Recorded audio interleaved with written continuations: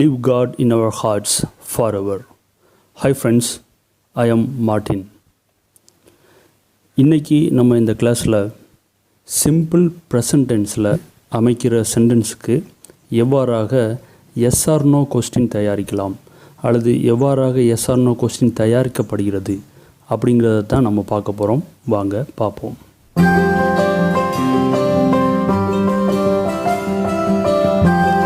So friends, இங்கே பாருங்கள், நான் ஒரு ஆப்பிள் சாப்பிடுகிறேன். ஸோ இது ஒரு சிம்பிள் ப்ரெசன்ட் டென்ஸ். சரியா? நான் ஒரு ஆப்பிள் சாப்பிடுகிறேன். அடுத்தது, நீ ஒரு ஆப்பிள் சாப்பிடுகிறாயா அப்படிங்கிறது தான் கேள்வி. சரியா? இந்த கேள்வி எஸ் ஆர் நோ கொஸ்டின். சரியா? தமிழில் ஈஸியாக முடிஞ்சது பாருங்கள். இந்த ஹிரேன் அப்படிங்கிற இடத்துல ஆ சேர்த்தோம் அப்படின்னு சொன்னோன்னா, சரியா? ஸோ இது ஹிராயா அப்படின்னு மாறுது. ஓகே தானே? ஸோ நீ ஒரு ஆப்பிள் சாப்பிடுகிறாயா அப்படின்னு சொல்லிட்டு ஈஸியாக ஒரு கொஸ்டினாக மாறுது. சரியா? ஸோ இது நம்மளுக்கு ஈஸியாக தெரியுது, ஆனால் வேறு லாங்குவேஜ்லேருந்து படித்தாங்கன்னா இது கொஞ்சம் கஷ்டமாக தெரியும் அவங்களுக்கு. ஸோ நம்ம இதை பேசி பழகிட்டதுனால ரொம்ப ஈஸியாக நம்மளுக்கு தெரியுது. நீ ஒரு ஆப்பிள் சாப்பிடுகிறாயா அப்படின்னு கேட்டோம்னா அது ஒரு எஸ் ஆர் நோ கொஸ்டின். சரியா? ஸோ அதற்கான பதில் எப்படி இருக்கும்? ஆம், நான் ஒரு ஆப்பிள் சாப்பிடுகிறேன் அப்படின்னு சொல்லுவோம். அல்லது இல்லை, நான் ஒரு ஆப்பிள் சாப்பிடவில்லை. இந்த ரெண்டு பதில் இருக்குது. அதனால தான் இதை எஸ் ஆர் நோ கொஸ்டின் அப்படின்னு சொல்கிறோம். சரியா? ஸோ கேட்குற கேள்விக்கு பதில் ஆம் அப்படின்னு சொல்லியும் இருக்கும், இல்லை அப்படின்னு சொல்லி இருக்கும். ஸோ ரெண்டுக்கும் வாய்ப்பு இருக்குது. சரிதானே? ஸோ இந்த மாதிரி கேள்வி கேட்குறது இங்கிலீஷில் எப்படி அமையுது அப்படிங்கிறத தான் பார்க்குறோம். ஸோ இங்கே பாருங்கள். ஸோ முதல் எடுத்திருக்கேன், நான் ஒரு ஆப்பிள் சாப்பிடுகிறேன். சரியா? ஸோ இதை எப்படி எழுதலாம்? ஐ eat an apple.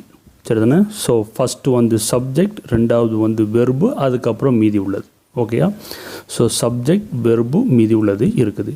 I eat an apple. சரியா? ஸோ இப்போ இதை எஸ் ஆர் நோ கொஸ்டினாக மாற்றணும் அப்படின்னா, இந்த வெர்பு இருக்குது பார்த்தீங்களா, ஈட்டுங்கிற வெர்பு, இந்த வெர்பை ரெண்டாக உடைக்கணுங்க. இந்த வாங்க, ஈட்டுங்கிற வெர்பை ரெண்டாக உடைக்கணும். ஸோ உடைக்கும் போதில் எப்படி ஆகுதுன்னா, டூ ப்ளஸ் ஈட் அப்படின்னு மாறுது. எல்லா வெர்பு ஒன்றையும், சரியா, எல்லா வெர்பு ஒன்றையும் உடைக்கும் பொழுது அது டூ ப்ளஸ் வெர்பு ஒன்னாகவே மாறும். சரிதானே? ஸோ ஃபார் எக்ஸாம்பிள், ஸ்பீக் அப்படிங்கிறத உடைச்சோம் அப்படின்னு சொன்னால் டூ ப்ளஸ் ஸ்பீக். கோ அப்படிங்கிறத உடைச்சோம் அப்படின்னு சொன்னால் டூ ப்ளஸ் கோ. சரியா?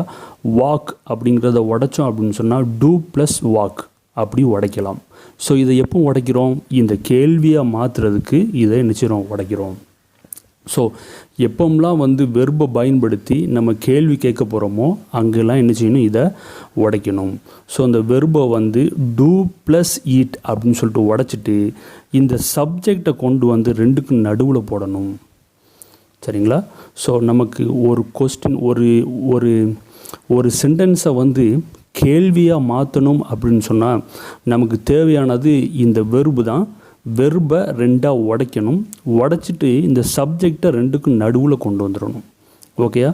ஸோ இது எப்படி மாறிடும் அப்படின்னு சொன்னால், ஸோ இந்த டூ முதல்ல வந்துடும். சரியா? இந்த சப்ஜெக்ட் நடுவில் வந்துடும். இந்த ஈட் அதுக்கப்புறம் வந்துடும். சரியா? மீதி உள்ளதை அப்படியே திருப்பி எடுத்து எழுதிட வேண்டியதான். சரிதானே? ஸோ இந்த இடத்துல நான் ஒரு ஆப்பிள் சாப்பிடுகிறேன் அப்படின்னா நீ ஒரு ஆப்பிள் சாப்பிடுகிறாயா அப்படின்னு கேட்கணும். அதனால் அந்த சப்ஜெக்ட் நான் நீயாக மாறுது. ஓகே தானே? ஸோ அதனால தான் இந்த இடத்துல ஐ யூவாக மாறுது. ஓகேயா? ஸோ அதனால் ரொம்ப ஈஸியாக இது மாறிடுது. To you eat an apple அப்படின்னு இருக்கும்.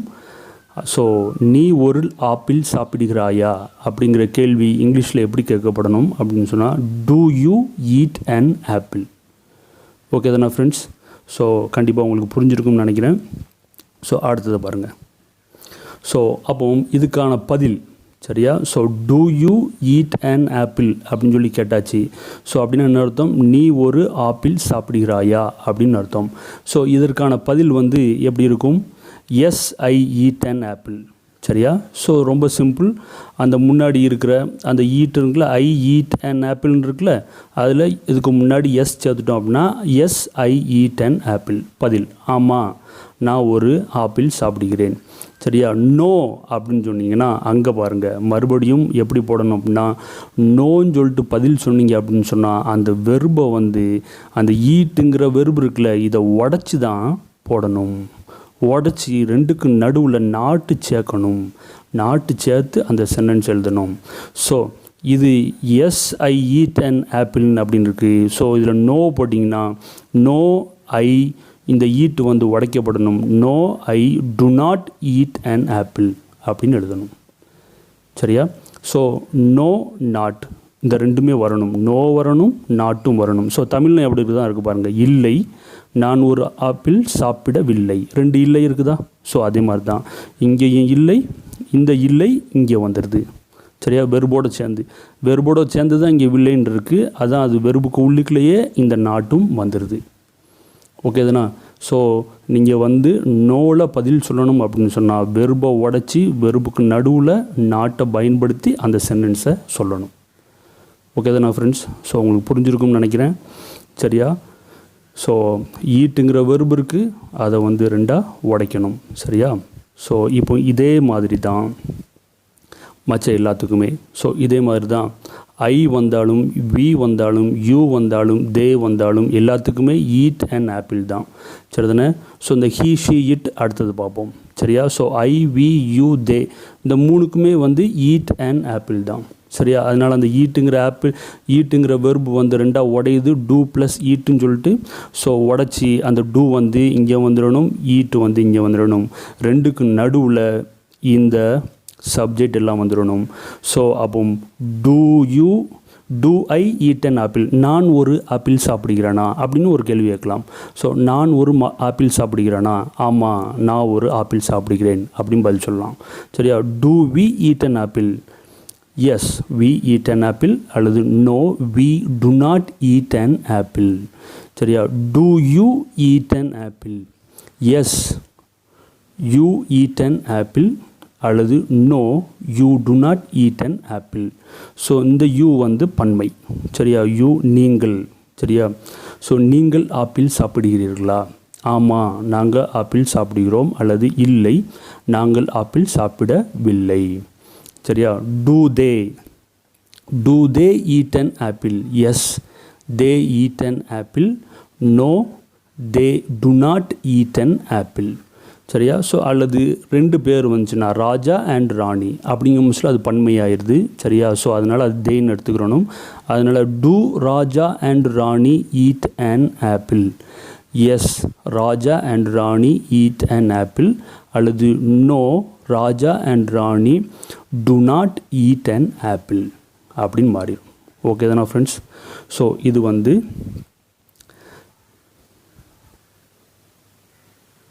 அடுத்தது பாருங்கள். இந்த ஹீ ஷீ இட். ஸோ இந்த ஹீ ஷீ இட்டுக்கு வந்து என்ன ஆகுது அப்படின்னு பார்த்தோம்னா, ஸோ இந்த ஹீ ஷீ இட்டுக்கு நான் அதில் ஒரு சென்டென்ஸ் எழுதுகிறேன். அவன் ஒரு ஆப்பிள் சாப்பிடுகிறான். ஸோ அவன் ஒரு ஆப்பிள் சாப்பிடுகிறான் அப்படின்னு சொன்னால் அதை நம்ம எப்படி எழுதணும், ஹீ ஈட்ஸ் அன் ஆப்பிள் அப்படின்னு எழுதணும். ஸோ இதில் வந்து ப்ரெசன்ட் டென்ஸில் எஸ் சேர்க்கணும். சரியா. ஸோ நான் ஏற்கனவே சிம்பிள் டென்ஸ் நடத்தியிருக்கேன். ஸோ அதை பாருங்கள், பார்த்தீங்கன்னா உங்களுக்கு புரியும். சரியா. So he eats an apple. So இங்கேயும் அதே மாதிரி தான் இந்த வெர்பை உடைக்கணும். ஸோ எல்லா எஸ் வர்ற வெர்பையும் நீங்கள் உடைச்சிங்க அப்படின்னு சொன்னால் சரியா அதை வந்து டஸ் ப்ளஸ் ஈட்டுன்னு உடைக்கணும். சரியா. ஸ்பீக்ஸ் அப்படிங்கிறத உடைச்சோம்னா டஸ் ப்ளஸ் ஸ்பீக்னு உடைக்கணும்.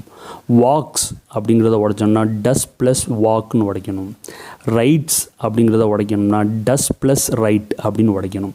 ஸோ எல்லா எஸ் வர்ற வெர்பையும் உடைச்சோம்னா டஸ் ப்ளஸ் ஈட் அப்படின்னு உடையும். ஓகே தானே. ஸோ இப்போ உடைச்சிட்டு இது ரெண்டுக்கு நடுவில் இந்த சப்ஜெக்டை கொண்டு வந்து போடணும். ஸோ போட்டுட்டோம் அப்படின்னு சொன்னால் எப்படி மாறுதுன்னு பாருங்கள். Does he eat an apple. சரியா. ஸோ அந்த டஸ் வந்து முதல்ல டி வர்றதுனால கேபிட்டல் டி போட்டிருக்கேன். ஓகே தானே. ஸோ கேபிட்டல் டி போடணும். ஓகே தானே. அப்போ இது எப்படி மாறிடும், does he eat an apple, அவன் ஒரு ஆப்பிள் சாப்பிடுகிறானா. ஓகே தானே. ஸோ இதற்கான பதில் வந்து எப்படி இருக்கும், yes he eats an apple. ரொம்ப சிம்பிள். சரியா. ஆனால் நோ வந்துச்சுன்னா no he does not eat an apple. சரியா. ஸோ நாட்டு போட்டோம்னா அந்த ஈட்ஸை வந்து ரெண்டாக உடச்சி ரெண்டுக்கு நடுவில் தான் நாட்டு போடணும். ஓகேதானா? No he does not eat an apple. சரியா? ஸோ அங்கே டு நாட், இங்கே டஸ் நாட். ஓகேதானா? ஸோ கண்டிப்பாக உங்களுக்கு புரிஞ்சிருக்கும்னு நினைக்கிறேன். ஸோ இதே மாதிரி தான் ஹீ ஷீ ஈட் எல்லாத்துக்குமே வந்து ஹீ ஈட்ஸ் அன் ஆப்பிள் தான், she eats an apple, it eats an apple அப்படின்னு வரும். ஸோ அதனால் அந்த ஈட்டுங்கிற ஈட்ஸை உடைச்சோம் அப்படின்னு சொன்னால் டஸ் ப்ளஸ் ஈட்டுன்னு உடைக்கணும். ஸோ அந்த டஸ்ஸை வந்து முன்னாடி போடணும், அதுக்கப்புறம் ஈட்டை பின்னாடி போடணும். ஸோ இதனால் does he eat an apple? Yes, he eats an apple. No, he does not eat an apple அப்படின்னு சொல்லணும். Does she eat an apple? Yes, she eats an apple. அல்லது no, she does not eat an apple அப்படின்னு சொல்லணும். Does it eat an apple?